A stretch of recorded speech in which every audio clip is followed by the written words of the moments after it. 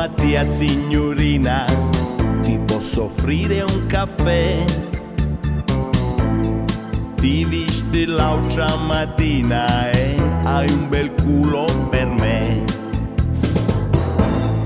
Vedo l'azzurro del mare nei tuoi occhi così blu,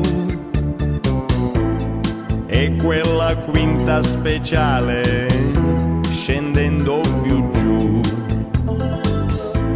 E poi questa sera ti porto a mangiare al ristorante per farti ubriacare, nella speranza che me la vuoi dare la tua simpatia.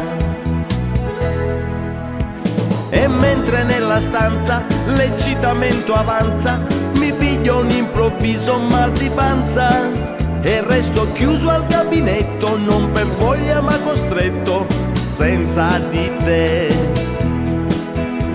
Per colpa del caffè mi trovo senza te, in compagnia da tazze e robidee, e intanto tu rimani lì seduta a bere il tuo caffè senza di me.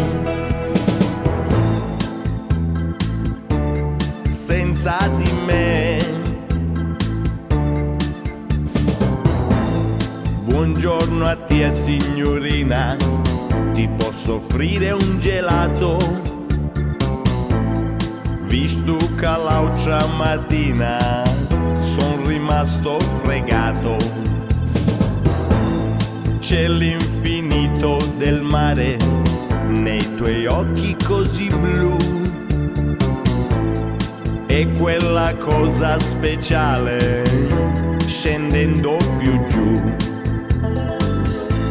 E poi questa sera ti porto a ballare tutta la notte per farti sudare, nella speranza che ti vuoi spogliare insieme a me.